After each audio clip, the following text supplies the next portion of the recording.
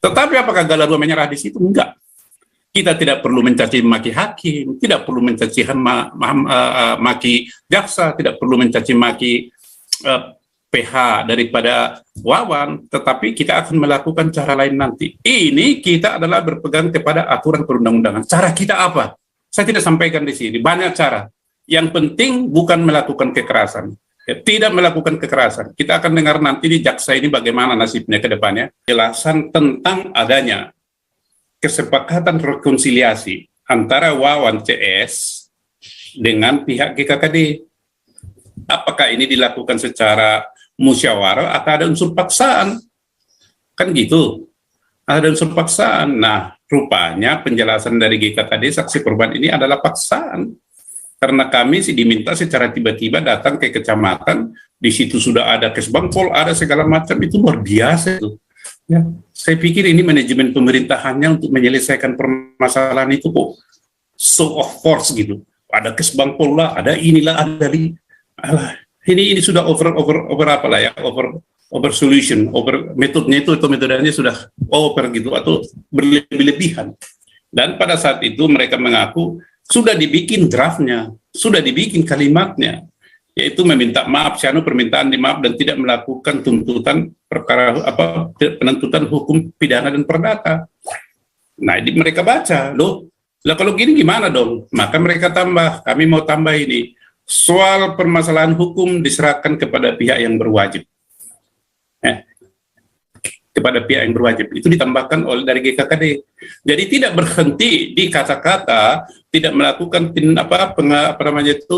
perkara hukum pidana dan perdata, tidak berhenti, koma, persoalan hukum selanjutnya kami serahkan kepada pihak yang berwajib. Nah, P21 beberapa kali gerombolan, saya bilang gerombolan lah, sekelompok orang yang mengatasnamakan Muslim Islam, yang membuat narasi demo penjoliman terhadap umat Muslim, terhadap ini macam-macam. Ini saya bilang sudah nggak benar gitu ya. Ketika mereka demo di Polda, tidak di Gubris Polda, mereka meminta supaya Wawan dibebaskan. Tetapi ketika itu ke kejaksaan, mereka demo, maka beberapa hari kemudian sesudah P21, ya saya bilang P21 ya, artinya pasal 175, pasal 156A itu masih ada di BAP itu, menurut pengetahuan kita. Karena kita cek itu teman-teman dari GKKD ada perubahan enggak? Kita cek polisi enggak, ya. Nah, dilarang entah apa peterdisi yang bolong atau apa, kita dengar berita Wawan sudah dibebaskan dari arti tahanan penundaan penahanan lah oleh kejaksaan. Karena silakan. Baik, terima kasih Pastor Paul. Salam buat teman-teman diaspora juga di Indonesia. Pada kesempatan ini saya ingin menyampaikan secara umum penjelasan tentang adanya kesepakatan rekonsiliasi antara Wawan CS dengan pihak GKKD. Apakah ini dilakukan secara musyawarah atau ada unsur paksaan? Kan gitu. Ada unsur paksaan. Nah, rupanya penjelasan dari GKKD saksi korban ini adalah paksaan. Karena kami diminta secara tiba-tiba datang ke kecamatan, di situ sudah ada kesbangpol, ada segala macam, itu luar biasa itu. Ya, saya pikir ini manajemen pemerintahannya untuk menyelesaikan permasalahan itu kok show of force gitu. Ada kesbangpol lah, ada inilah, ada ini sudah over apa lah ya, over solution, over metodenya itu atau metodenya sudah over gitu atau berlebihan. Dan pada saat itu mereka mengaku sudah dibikin draftnya, sudah dibikin kalimatnya, yaitu meminta maaf, permintaan dimaaf dan tidak melakukan tuntutan perkara penuntutan hukum pidana dan perdata. Nah, ini mereka baca, loh, lah kalau gini gimana dong? Maka mereka tambah, kami mau tambah ini, soal permasalahan hukum diserahkan kepada pihak yang berwajib. Kepada pihak yang berwajib, itu ditambahkan oleh dari GKKD. Jadi tidak berhenti di kata-kata, tidak melakukan perkara hukum pidana dan perdata, tidak berhenti, koma, persoalan hukum selanjutnya kami serahkan kepada pihak yang berwajib. Itu. Nah, kenapa saya sampaikan ini, nanti ada kaitannya dengan di sidang. Nah, sesudah itu pendek cerita kita diterima lah ini perbaikan BAP, terima P21 kan. Nah, P21 beberapa kali gerombolan, saya bilang nggak gerombolan lah, sekelompok orang yang mengatasnamakan Muslim Islam, yang membuat narasi demo penjoliman terhadap umat Muslim, terhadap ini macam-macam. Ini saya bilang sudah nggak benar gitu ya. Ketika mereka demo di Polda, tidak di Gubernur Polda, mereka meminta supaya Wawan dibebaskan. Tetapi ketika itu ke kejaksaan, mereka demo, maka beberapa hari kemudian sesudah P21, ya saya bilang P21 ya, artinya pasal 175, pasal 156A itu masih ada di BAP itu, menurut pengetahuan kita.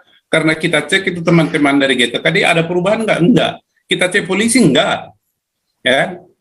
Nah, dilalah entah apa peterdisi yang bolong atau apa, kita dengar berita Wawan sudah dibebaskan dari arti tahanan penundaan penahanan lah oleh kejaksaan, karena dikatakan di situ pasal 156A yang diancam hukuman sampai 5 tahun tidak terbukti. Maka aneh ini kan, kenapa itu dilakukan pembuktian di kejaksaan tidak terbukti. Nah, ini diumbar-umbar oleh penasihat hukumnya, foto mereka bersukaria. Nah, saya nanti tidak cerita bagaimana sampai ini di take down karena ini menyangkut nama baik suatu institusi. Tetapi ini kita catat, maka digantilah satu pasal, yaitu perbuatan tidak menyenangkan. Jadi kontras sekali ya Bapak Ibu ya, memaksa memasuki pekarangan orang secara paksa dan melakukan tindak perbuatan tidak menyenangkan. Ini sudah jauh sekali daripada inti permasalahan yang dialami GKKD. Ini pembubaran paksa dan penistaan. Nah, menjadi pertanyaan adalah kenapa dua pasal ini di take down kan gitu. Oke, kita catat ini. Nah, kita tanya orang yang pintar, adakah hak jaksa? Oh, ada, pasal 144 KUHP katanya. Ada pasal 144. Artinya di situ jaksa berwenang menolak dan memperbaiki berkas daripada polisi. Betul. Tetapi kan prosedurnya kalau tidak lengkap ya dikembalikan kan P19. Jangan udah P21 diam-diam dirubah gitu kan. Ini yang kita tidak habis pikir, tapi sudahlah, itu hak mereka. Ini satu bukti betapa penegak hukum di Indonesia ini sudah tidak mempunyai tidak mempunyai naluri kemanusiaan untuk membela kebenaran. Apa yang membuat si jaksa yang langsung ketua kejaksaan kejarinya itu turun tangan? Apa yang membuat dia begini? Bisa saja berbagai dugaan. Ya, bisa saja mungkin sudah disiram, bisa saja mungkin takut. Bisa saja mungkin orang yang memiliki watak Wahabi, ya, memiliki sifat-sifat Wahabi. Karena yang demo ini adalah menerapkan cara-cara Wahabi. Mereka itu Wahabi itu yang demo itu. Saya bertanggung jawab ngomong itu. Ya. Mereka adalah Wahabi. Jadi tidak tahu apakah yang di Kejaksaan Tinggi menganut paham Wahabi, cuma malu-malu, atau menganut paham uang gitu kan. Bukan Wahabi lagi, paham uang. Ya kita nggak tahu lah siapa nanti, hanya Tuhan dan mereka yang tahu itu. Nah, jadi persidangan lah pada tanggal berapa? Tanggal 30. Pada tanggal 23 pembacaan tuntutan oleh jaksa. Cuma dua itu yang didakwakan memasuki pekarangan orang lain secara paksa dan melakukan perbuatan tidak menyenangkan. Aduh, luar biasa ya. Itu yang dibacakan tanggal 23. Kemudian pada tanggal 30 didengarlah saksi korban dari GKD. Nah, saksi korban ini kan 6 orang. Saya lihat di situ jaksa ini masih muda-muda. Ya kan yang menuntut ini kan jaksa sebenarnya kan, si Wawan ada di sana, pembelaannya ada berapa boleh selesai? 11 atau yang terdaftar itu ada 21 atau apa? Tapi yang hadir di situ 11 orang. Yang terdaftar 19, yang hadir 11. Nah, coba Bapak Ibu bayangkan, yang 6 orang ini saksi korban ini dicecar dengan pertanyaan habis-habisan, ya, dengan suara yang tinggi, yang keras, yang melakukan penghinaan terhadap Naik Siregar. Anda kan seorang dosen hukum begini. Tapi ini anehnya si jaksa kenapa diam? Kenapa kan mesti di stop dong keberatan hakim? Saya mengikuti persidangan itu hanya 3 kali kalau nggak salah dia mengatakan keberatan. Selebihnya lancar. Jadi kita sangat prihatin, ya sudahlah. Kita kan nggak bisa bicara apa-apa di situ karena sudah di pengadilan. Maka Kita menyimpulkan bahwa sidang ini sandiwara gitu aja, sandiwara pura-pura begini si penasihat hukumnya si jaksa. Nah, kita catat semua itu, kita catat sampai pada akhir mendengar daripada saksi korban ini. Ibu Sirda, salah seorang saksi korban, meminta waktu untuk menyampaikan sesuatu kepada hakim. Artinya begini, disampaikan, Pak Hakim, ini Wawan sudah masuk ke gereja, melakukan pembubaran secara paksa, bahkan naik kepada altar gereja, di mana kami di situ beribadah. Bagi kami, Bapak Hakim, altar itu adalah tempat suci. Tolonglah Pak Hakim bertindak secara adil mengadili perkara ini, ya kan? Tetapi kan yang didakwakan jaksa kan cuma 2 pasal. Nah ini jadi lucu ya, pengalaman yang luar biasa nanti bagi teman-teman juga. Tanggal 30 nanti tanggal 6 lagi sidang lagi, tapi mendengarkan saksi lain. Artinya dari sisi kita ini sidang sudah selesai. Dari sisi kita ya, walaupun ada proses-proses lainnya, bagi sisi kita sudah selesai. Tetapi apakah Galadua menyerah di situ? Enggak. Kita tidak perlu mencaci maki hakim, tidak perlu mencaci maki jaksa, tidak perlu mencaci maki PH daripada Wawan, tetapi kita akan melakukan cara lain nanti. Ini kita adalah berpegang kepada aturan perundang-undangan. Cara kita apa? Saya tidak sampaikan di sini, banyak cara. Yang penting bukan melakukan kekerasan. Tidak melakukan kekerasan. Kita akan dengar nanti di jaksa ini bagaimana nasibnya ke depannya. Bagi saya, baik jaksa maupun si penasihat hukum ini adalah sudah menjalankan atau berwatak Wahabi. Dapat catat itu, berwatak Wahabi mereka ini. Kenapa? Karena mereka melarang orang beribadah.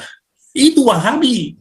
Wahabi adalah hanya kami yang benar, di luar kami adalah kafir dan layak dimusnahkan. Ini yang sedang berkembang di Indonesia, juga mungkin di penegak hukum. Nah, di sini pengacara mesti aktif, harus aktif mengawal ini. Nah, kita kecolongan, tapi sudahlah, kita nggak bicara itu. Kita belajar banyak dari situasi. Nah, itu mengenai Lampung. Bagaimana putusan Lampung? Maka kita melakukan perlawanan. Perlawanan apa? Kita press conference. Kita sampaikan press release, kita undang di situ ada 8 mass media, kita lakukan press conference mempertanyakan kenapa 2 pasal itu hilang. Kenapa? Dan kita sampaikan kepada mereka bahwa kita akan mengawal terus perkara ini. Dalam salah seorang pers, wartawan mengatakan akibat daripada ya di penundaan penahanan terhadap Wawan, maka pembubaran gereja semakin marak terjadi di mana-mana. Itu ada dari pers itu, teman kita itu. Jadi ada 9. Nah, ada 9. Inilah perlawanan verbal dan perlawanan hukum yang kita lakukan. Dan yang terakhir nanti tentunya Bapak Ibu adalah Adam, aksi damai itu atau class action. Kita kan sudah memperoleh bukti-bukti. Kita sudah menyampaikan perkara ini kepada Presiden di bulan Februari ya, Februari dan Maret awal. Sudah kita sampaikan kepada Presiden supaya dikawal. Kita sampaikan kepada Mahkamah Agung supaya dikawal. Kita sampaikan kepada Kejaksaan Agung sudah dikawal. Ada suratnya. Kita sampaikan kepada Kapolri supaya dikawal. Tapi nyatanya begini. Maka nanti kalau kita ada surat-surat ini akan saya sobek-sobek itu di kantor mereka. Nggak ada gunanya. Lapor kepada lembaga tinggi negara. Ini buktinya gitu aja. Itu jadi kita membuka mata orang. Nah, jadi kita juga di situ ada mewawancarai Buli Sulisoi, ketua 3 PGI wilayah, Pak Daily, orang Nias. Ya, dia juga sampaikan itu. Nah, ini yang mengenai Lampung. Nah, kau bilang kau menang debat, lawan domba yang sesat. Kau bilang banyak yang tobat,